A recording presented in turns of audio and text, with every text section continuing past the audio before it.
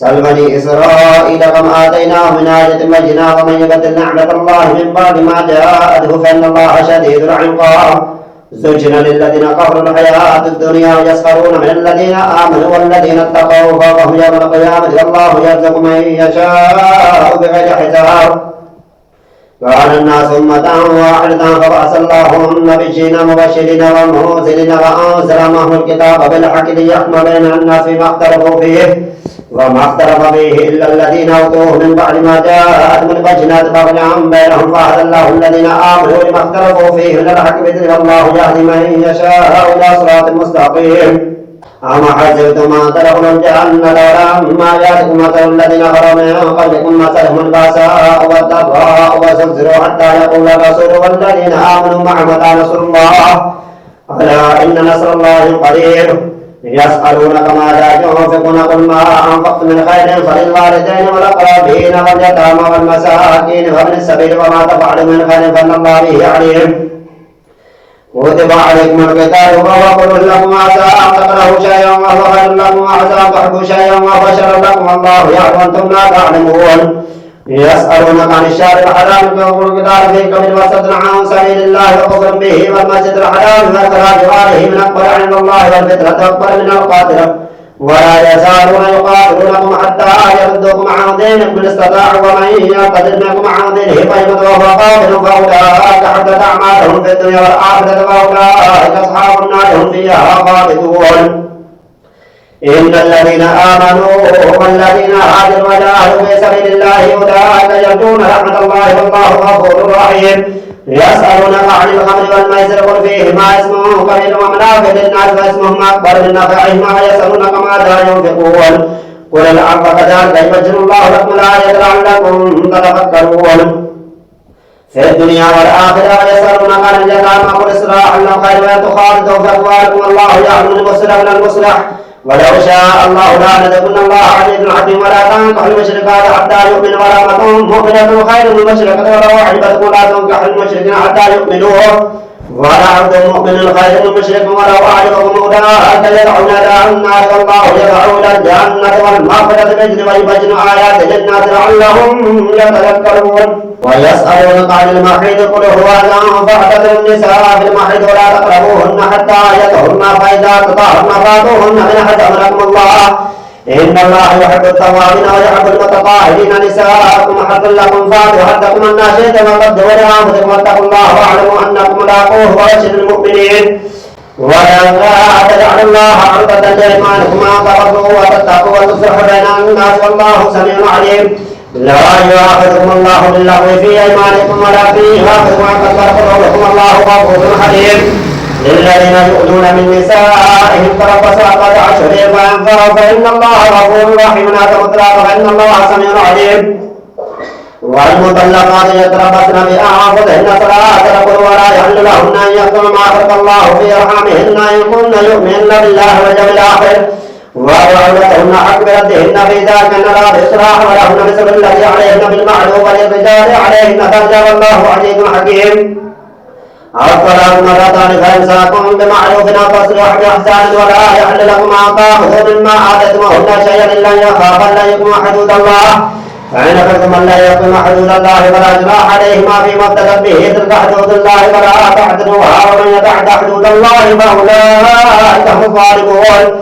فإن طلقها فلا تحل له من بعد حتى تنكح زوجا غيره فإن طلقها فلا جناح عليهما أن يتراجعا إن ظن أن يقيما حدود الله وتلك حدود الله فاجتنبوها ومن يعلمون. وإذا طلقتم النساء فبلغن أجلهن فامسكوهن بمعروف أو صرحا بمعروف ولا تمسكوهن ضرارا لتعتدوا ومن يفعل ذلك فقد ظلم نفسه. ولا تتخذوا آيات الله هزوا واذكروا نعمة الله عليكم وما أنزل عليكم من الكتاب والحكمة يعظكم واتقوا الله واعلموا أن الله بكل شيء عليم. وإذا طلقتم النساء فبلغن أجلهن فلا تعذروهن أن ينكحن زوجهن إذا تراضوا بينهم بالمعروف ذلك يوعد به من كان منكم يؤمن بالله واليوم الآخر ذلك أزكى وأطهر الله يعلم وأنتم لا تعلمون. والوالدات يرضعن أولادهن حولين كاملين لمن أراد أن يتم الرضاعة فعلى المولود له رزقهن وكسوتهن بالمعروف لا تكلف نفس إلا وسعها لا تطاع والدة بولدها ولا مولود له بولده وعلى الوارث مثل ذلك فإن أراد فصالا عن طراد منهما وتشابه فلا جناح عليهما وإن أردتم أن تسترضعوا أولادكم فلا جناح عليكم إذا سلمتم ما آتيتم بالمعروف فاتقوا الله واعلموا أن الله ما تعملون بصير. والذين يتوفون منكم ويذرون أزواجا يتربصن بأنفسهن أربعة أشهر وعشرا فإذا بلغن أجلهن فلا جناح عليكم فيما فعلن في أنفسهن بالمعروف والله ما تعملون خبير. ولا جناح عليكم فيما أفضتم به من خلقة النساء وأطمأنتم في أنفسكم علم الله أنكم ستذكرونهن ولكن لا تواعدوهن سرا إلا أن تقولوا قولا معروفا ولا تعلموا عقدة النكاح حتى يبلغ الكتاب أجله واعلموا أن الله يعلم ما في أنفسكم فاحذروه واعلموا أن الله غفور حليم. لا جناح عليكم إن طلقتم النساء ما لم تمسوهن أو تفرضوا لهن فريضة ومتعوهن على الموسع قدره وعلى المقتدر قدره متاعا بالمعروف حقا على المحسنين. وإن طلقتموهن من قبل أن تمسوهن وقد فرضتم لهن فريضة فنصف ما فرضتم إلا أن يعفون أو يعفو الذي بيده عقدة النكاح وأن تعفوا أقربوا للتقوى ولا تنسوا الفضل بينكم إن الله بما تعملون بصير. حافظوا على الصلوات والصلاة الوسطى وقوموا لله قانتين فإن خفتم فرجالا أو ركبانا فإذا أمنتم فاذكروا الله كما علمكم ما لم تكونوا تعلمون. والذين يتوفون منكم ويذرون أزواجا وصية لأزواجهم متاعا إلى الحول غير إخراج فإن خرجنا فلا جناح عليكم فيما فعلنا في أنفسنا من بعد والله عزيز حكيم. وللمطلقات متاع بالمعروف حقا على المتقين كذلك يبين الله لكم آياته لعلكم تعقلون. ألم تر إلى الذين خرجوا من ديارهم وهم ألوف حذر الموت فقال لهم الله موت ثم أحياهم إن الله ذو فضل على الناس ولكن أكثر الناس لا يشكرون. وقاتلوا في سبيل الله واعلموا أن الله سميع عليم. من ذا الذي يقرض الله قرضا حسنا فيضاعفه له ونافا كثيرا والله يقبض ويبسط وإليه ترجعون. ألم تر إلى الملأ من بني إسرائيل من بعد موسى إذ قالوا لنبي الله وابعث لنا ملكا نقاتل في سبيل الله قال هل عزيتم إن كتب عليكم القتال ألا تقاتلوا قالوا وما لنا ألا نقاتل في سبيل الله وقد أخرجنا من ديارنا وأبنائنا فلما كتب عليهم القتال تولوا إلا قليلا منهم والله عليم بالظالمين. وقال لهم نبيهم إن الله قد بعث لكم طالوت ملكا قالوا أنا يقول له الملك علينا ونحن أحق بالملك منه ولم يؤت سعة من المال قال إن الله اصطفاه عليكم وزاده بسطة في العلم والجسم والله يؤتي ملكه من يشاء والله واسع عليم. وقال لهم نبيهم إن ناجة ملكه أن يأتكم الطاغوت فيه سكينة من ربكم وبقية مما ترك آل موسى وآل هارون تحمله الملائكة في ذلك لآية لكم إن كنتم مؤمنين. فلما فصل طالوت بالجنود قال إن الله مبتليكم من نهر فمن شرب منه فليس مني ومن لم يطعمه فإنه مني إلا من اغترف غرفة من يده فشربوا منه إلا قليلا منهم فلما جاوزه هو الذين آمنوا معه قالوا لا طاقة لنا جمع بجالوت وجنوده قال الذين يظنون أنهم لاقوا الله كم من فئة قليلة غلبت فئة كثيرة بإذن الله والله مع الصابرين. ولما برزوا بجالوت وجنوده قالوا ربنا افرغ علينا صبرا وثبت أقدامنا وانصرنا على القوم الكافرين فعاتبوهم بإذن الله وقد رأى جالوت وآتاه الله الملك والحكمة وعلمه مما يشاء ولولا دفع الله الناس بعضهم ببعض لفسدت الأرض ولكن الله قدر على العالمين. تلك آيات الله نتلوها عليك بالحق إنك لمن المرسلين. تلك الرسل فضلنا بعضهم على بعض منهم من كلم الله ورفع بعضهم درجات وآتينا عيسى ابن مريم البينات وأيدناه بروح القدس ولو شاء الله ما قتل الذين من بعد ما جاءتهم البينات ولكن اختلفوا فمنهم من آمن ومنهم من كفر ولو شاء الله ما قتلوا ولكن الله يفعل ما يريد. يا أيها الذين آمنوا أنفقوا مما رزقناكم من قبل أن يأتي يوم لا بيع فيه ولا خلة ولا شفاعة والكافرون هم الظالمون. الله لا إله إلا هو الحي القيوم لا تأخذه سنة ولا نوم له ما في السماوات وما في الأرض من ذا الذي يشفع عنده إلا بإذنه يعلم ما بين أيديهم وما خلفهم وما خلفهم ولا يحيطون بشيء من علمه إلا بما شاء وسع كرسيه السماوات والأرض ولا يؤوده حفظهما وهو العلي العظيم. لا إكراه في الدين قد تبين الرشد من الغي فمن يكفر بالطاغوت ويؤمن بالله فقد استمسك بالعروة الوثقى لا انفصام لها والله سميع عليم.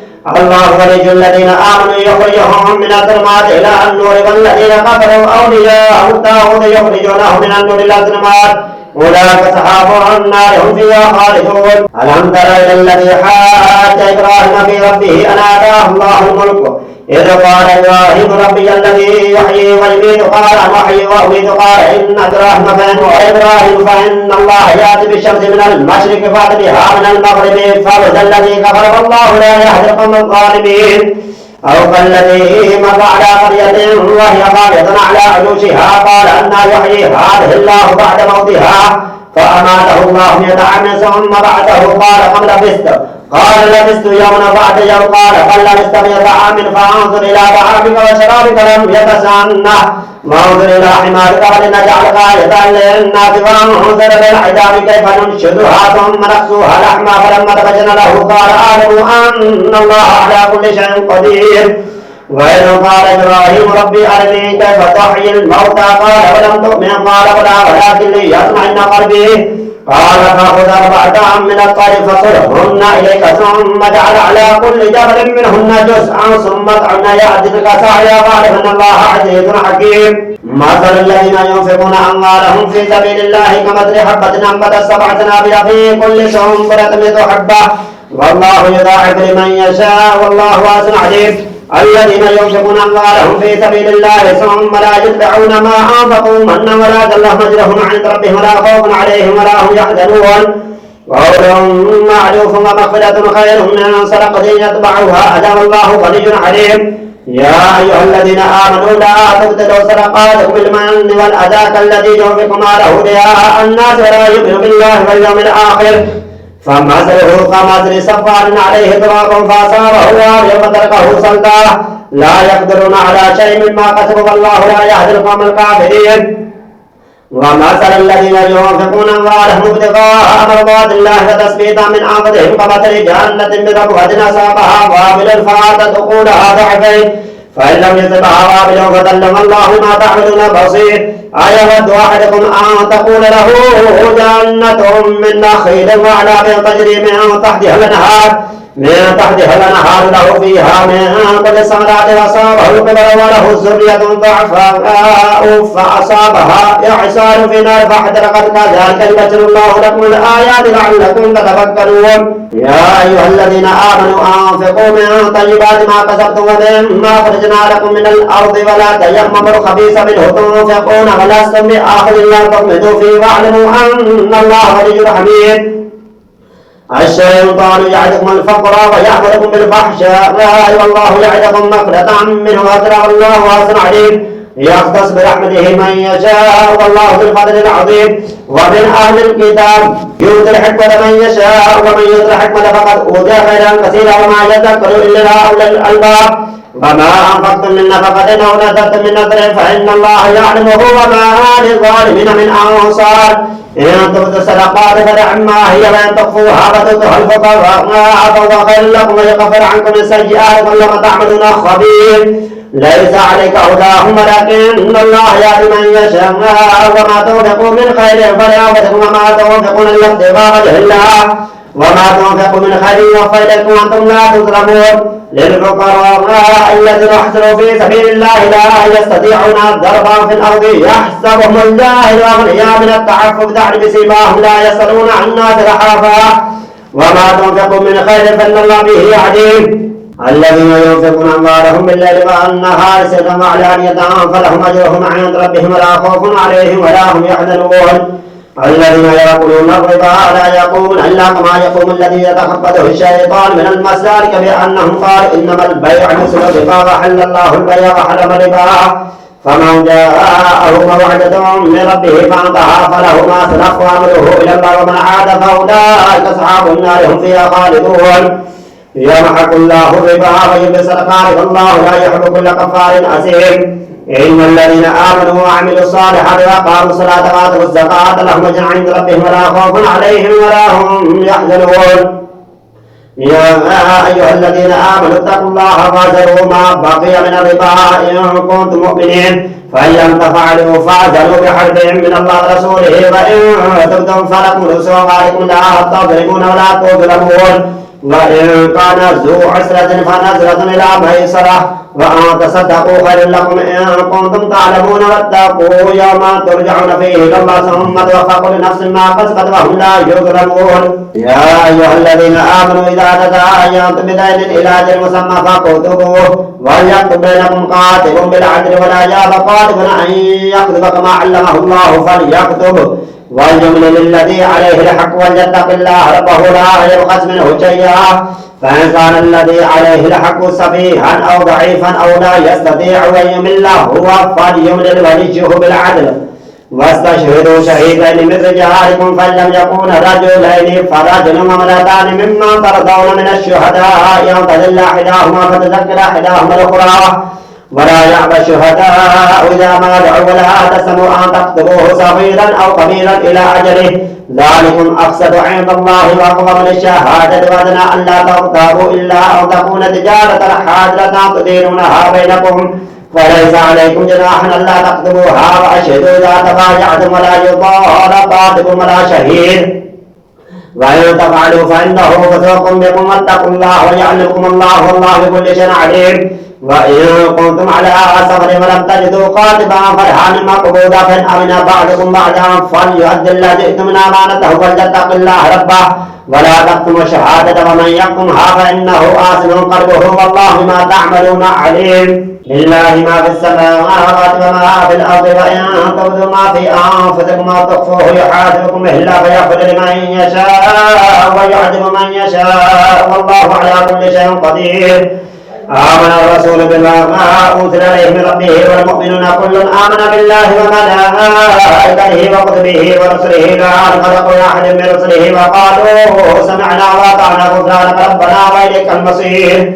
لا يكلف الله نفسا إلا وسعها ما كسبت عليها ما اكتسبت ربنا لا تؤاخذنا إن نسينا وأخطأنا ربنا ولا تحمل علينا إصرا كما حملته على الذين من قبلنا ربنا ولا تحملنا ما لا طاقة لنا به واعف عنا واغفر لنا وارحمنا أنت مولانا فانصرنا على القوم الكافرين.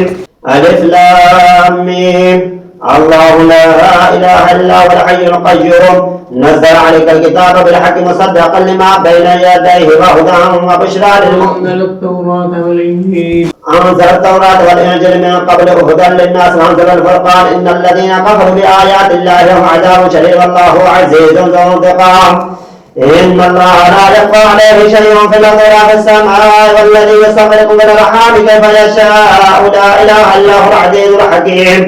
إن الدين عند الله الإسلام وما اختلف الذين أوتوا هو الذي أنزل عليك الكتاب منه آيات محكمات هن أم الكتاب وآخر متشابهات فأما الذين في قلوبهم مرض فأما الذين في قلوبهم مرض فيتبعون ما تشابه من ابتغاء الفتنة وابتغاء تأويله وما يعلمه تأويله إلا الله والراسخون في العلم يقولون آمنا به كل من عند ربنا وما يذكر إلا من الألباب. ربنا لا تزغ قلوبنا بعد إذ هديتنا وهب لنا من لدنك رحمة إنك أنت الوهاب. ربنا إنك جامع الناس ليوم لا ريب فيه إن الله لا يخلف الميعاد. ألف لام ميم الله لا إله إلا هو الحي القيوم نزل عليك الكتاب بالحق مصدقا لما بين يديه وأنزل التوراة والإنجيل من قبل هدى للناس وأنزل الفرقان إن الذين كفروا بآيات الله لهم عذاب شديد والله عزيز ذو انتقام. إن الله لا يخفى عليه شيء في الأرض ولا في السماء والذي يصوركم في الأرحام كيف يشاء لا إله إلا هو العزيز الحكيم. هو الذي أنزل عليك الكتاب منه آيات محكمات هن أم الكتاب وأخر متشابهات فأما الذين في قلوبهم زيغ فيتبعون ما تشابه من ابتغاء الفتنة وابتغاء تأويله وما يعلم تأويله إلا الله والراسخون في العلم يقولون آمنا به كل من عند ربنا وما يذكر إلا أولو الألباب. ربنا لا تزغ قلوبنا بعد إذ هديتنا وهب لنا من لدنك رحمة إنك أنت الوهاب. ربنا إنك جامع الناس ليوم لا ريب فيه إن الله لا يخلف الميعاد. إن الذين كفروا لن تغني عنهم أموالهم ولا أولادهم من الله شيئا وأولئك هم وقود النار كداب آل فرعون والذين من قبلهم كذبوا بآياتنا فأخذهم الله بذنوبهم والله شديد العقاب. قل للذين كفروا ستغلبون وتحشرون إلى جهنم وبئس المهاد. قد قال لكم آية في فئة التقت فئة تقاتل في سبيل الله وأخرى قابلة يرونهم مثلهم رأي العين والله يجزي بنصره من يشاء إن في ذلك لعبرة لأولي الأبصار. زين للناس حب الشهوات من النساء والبنين والقناطير المقنطرة من الذهب والفضة والخيل المستوردة والأنعام والحرث ذلك متاع الحياة الدنيا والله عنده حسن المآب. قل أنبئكم بخير من ذلك للذين اتقوا عند ربهم جنات تجري من تحتها الأنهار خالدين فيها وأزواج مطهرة ورضوان من الله والله بصير بالعباد. الذين يقولون ربنا آمنا فاغفر لنا ذنوبنا وقنا عذاب النار. الصابرين والصادقين والقانتين والمنفقين والمستغفرين بالأسحار. شهد الله أنه لا إله إلا هو والملائكة وأولو العلم قائما بالقسط لا إله إلا هو العزيز الحكيم. إن الدين عند الله الإسلام وما اختلف الذين أوتوا الكتاب إلا من بعد ما جاءهم العلم بغيا بينهم ومن يكفر بآيات الله فإن الله سريع الحساب. فإن حاجوك فقل أسلمت وجهي لله اتبعني وقل للذين أوتوا الكتاب والأميين فإن أسلمت فليسلموا فقد اهتدوا وإن تولوا فإنما عليك البلاغ والله بصير بالعباد. إن الذين يكفرون بآيات الله ويقتلون النبي بغير حق ويقتلون الذين يأكلون بالقسط من الناس وبشرهم بعذاب أليم. أولئك الذين حبطت أعمالهم في الدنيا والآخرة وما لهم من ناصرين. ألم تر إلى الذين أوتوا نصيبا من الكتاب يدعون إلى كتاب الله يحكم بينهم ثم يتولى فريق منهم وهم معرضون. ذلك بأنهم قالوا لا تمسنا النار إلا أياما معدودات وقبلهم في دينهم ما كانوا يفترون. وكيف إذا جمعناهم ليوم لا ريب فيه ووفيت كل نفس ما كسبت وهم لا يظلمون. قل اللهم مالك الملك تؤتي الملك من تشاء وتنزع الملك ممن تشاء وتعز من تشاء وتذل من تشاء بيدك الخير إنك على كل شيء قدير. تولج الليل في النهار وتولج النهار في الليل وتخرج الحي من الميت وتخرج الميت من الحي وترزق من تشاء بغير حساب. لا يتخذ المؤمنون الكافرين أولياء من دون المؤمنين ومن يفعل ذلك فليس من الله في شيء إلا أن تتقوا منه تقوا ويحذركم الله نفسه وإلى الله المصير. قل إن تخفوا ما في صدوركم وتبدوه يعلمه الله ويعلم ما في السماوات وما في الأرض والله على كل شيء قدير. يوم تجد كل نفس ما عملت من خير محضرا وما عملت من سوء تود لو أن بينها وبينه أبدا بعيدا والله رؤوف بالعباد. قل إن كنتم تحبون الله فاتبعوني يحببكم الله يغفر لكم ذنوبكم الله غفور رحيم. قل اطيعوا الله ورسوله فإن تولوا فإن الله لا يحب الكافرين. إن الله اصطفى آدم ونوحا وآل إبراهيم وآل عمران على العالمين ذرية بعدها من بعد والله سميع عليم. إذ قالت امرأة عمران رب إني نذرت لك ما في بطني محررا فتقبل مني إنك أنت السميع العليم. فلما وضعتها قالت رب إني وضعتها أنثى والله أعلم بما وضعت وليس ذكر كالأنثى وإني سميتها مريم وإني أعيذها بك وذريتها من الشيطان الرجيم. فتقبلها ربها بقبول حسن وانبتها نباتا حسنا وكفلها زكريا. كلما دخل عليها زكريا المحجر وجد عندها رزقا قال يا مريم أنى لك هذا؟ قالت هو من عند الله إن الله يرزق من يشاء بغير حساب. هنالك دعا زكريا ربه قال رب هب لي من لدنك ذرية طيبة إنك سميع الدعاء. فنادته الملائكة وهو قائم يصلي في المحراب بأن الله يبشرك بيحيى مصدقا بكلمة من الله وسيدا وحسورا ونبيا من الصالحين قال رب أنى يكون لي غلام وقد بلغني الكبر وامرأة عاقر قال كذلك الله يفعل ما يشاء قال رب اجعل لي آية قال آيتك ألا تكلم الناس ثلاثة أيام إلا رمزا واذكر ربك كثيرا سبح بالعشي والإبكار وإذ قالت الملائكة يا مريم إن الله اصطفاك وطهرك واصطفاك على نساء العالمين يا مريم اقنتي لربك واسجدي واركعي مع الراكعين ذلك من أنباء الغيب نوحيه إليك وما كنت لديهم إذ يلقون أقلامهم أيهم يكفر مريم وما كنت لديهم يختصمون إذ قال الملائكة يا مريم إن الله يبشرك بكلمة منه اسمه المسيح عيسى ابن مريم وجيها في الدنيا والآخرة ومن المقربين ويكلم الناس في المهد وقال من الصالحين قالت رب أنى يكون لي ولد ولم يمسسني بشر قال كذلك الله يخلق ما يشاء إذا قضى أمرا فإنما يقول له كن فيكون ويعلمه الكتاب والحكمة والتوراة والإنجيل رسولا إلى بني إسرائيل أني قد جئتكم بآية من ربكم أني أخلق لكم من الطين كهيئة الطير فأنفخ فيه فيكون طيرا بإذن الله وأضرب لكم هذا الأبرص وأحيي الموتى بإذن الله فأنبئكم وما تأكلون وما تدخرون في بيوتكم في ذلك لآية لكم إن كنتم مؤمنين ومصدقا لما بين يدي من التوراة ويحل لكم بعد الذي حرم عليكم جئتكم آية من ربكم فاتقوا الله وأطيعون إن الله ربي وربكم فاعبدوه هذا صراط مستقيم فلما حس عيسى منهم الكفر قال من أنصار إلى الله قال الحواريون نحن أنصار الله آمنا بالله واشهد بأننا مسلمون ربنا آمنا بما أنزلت واتبعنا الرسول فاكتبنا مع الشاهدين ومكروا ومكر الله والله خير الماكرين إذ قال الله يا عيسى إني متوفيك ورافعك إلى الشام ومطهرك من الذين كفروا وجاعل الذين اتبعوك فوق الذين كفروا إلى يوم القيامة ثم إليك مرجعكم فاحكم بينكم فيما كنتم فيه تختلفون فأما الذين كفروا فوعدوهم عذابا شديدا في الدنيا والآخرة وأما في الدنيا في الآخرة وما لهم من ناصرين وأما الذين آمنوا وعملوا الصالحات فيوفيهم أجورهم الله لا يحب الظالمين ذلك نتلوه عليكم من الآيات وذكر الحكيم إن مثل عيسى عند الله كمثل آدم خلقه من تراب ثم قال له فيكون الحق من ربك فلا تكن من الممترين فمن حاجك فيه من بعد ما جاءك من العلم فقل تعالوا ندع أبناءنا وأبناءكم ونساءنا ونساءكم وأنفسنا وأنفسكم ثم نبتهل فنجعل لعنة الله على القادمين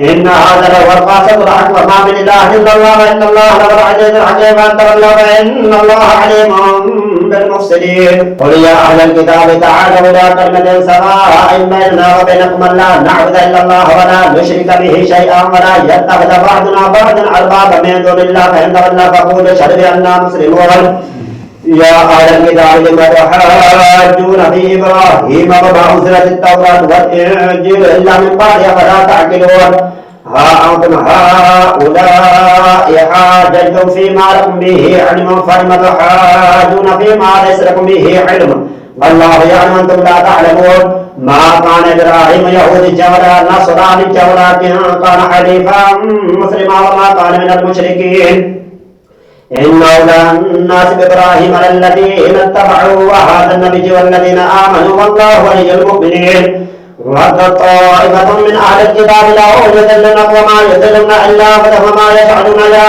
أهل الكتاب لم تكفرون بآيات الله وأنتم تجهلون يا أهل الكتاب لم تلبسون الحق بالباطل وتكتمون الحق وأنتم تعلمون وقالت طائفة من أهل الكتاب آمنوا بالذي أنزل على الذين آمنوا وجه النهار واكفروا آخره لعلهم يرجعون ولا تؤمنوا إلا لمن تبع دينكم قل إن الهدى هدى الله أن يؤتى أحدهم مثل ما أوتيتم أو يحاجكم عند ربكم قل إن الفضل بيد الله يؤتيه من يشاء والله واسع عليم يختص برحمته من يشاء والله ذو الفضل العظيم ومن أهل الكتاب من إن تأمنه بقنطار يؤديه إليك ومنهم من إن تأمنه بدينار لا يؤديه إليك إلا ما دمت عليهم قائما ذلك بأنهم قالوا ليس علينا في الفتنة سبيلا ويقولون على الله كذبا وهم يعلمون بل آمنوا فبهذه واتقوا فإن الله يحب المتقين إن الذين يشترون بعهد الله وأيمانهم ثمنا قليلا أولئك لا خلاق لهم في الآخرة ولا يكلمهم الله ولا ينظر إليهم ولا يزكيهم ولهم عذاب أليم. وإن منهم لفريقا يلمون ألسنتهم بالكتاب لتحسبوه من الكتاب وما هو من الكتاب ويقولون هو من عند الله وما هو من عند الله ويقولون على الله الكذب وهم يعلمون. ما كان لبشر أن يؤتيه الله الكتاب والحكم والنبوة ثم يقول للناس كونوا عبادا لمن دون الله ولكن كونوا ربانيين بما كنتم تعلمون الكتاب وبما كنتم تدرسون. ولا يأمركم أن تتخذوا الملائكة والنبيين أربابا يأمركم بالكفر بعد إذ أنتم مسلمون. إذا أخذ الله ميثاق النبيين لما آتيتكم من كتاب وحكمة ثم جاءكم رسول مصدق لما معكم لتؤمنن به ولتنصرنه قال أقررتم وأخذتم على ذلكم إصري قالوا أقررنا قال فاشهدوا وأنا معكم من الشاهدين. فمن تولى بعد ذلك فأولئك هم الخاسرون. أفغير دين الله يبغون وله أسلم من في السماوات والأرض طوعا وإليه يرجعون.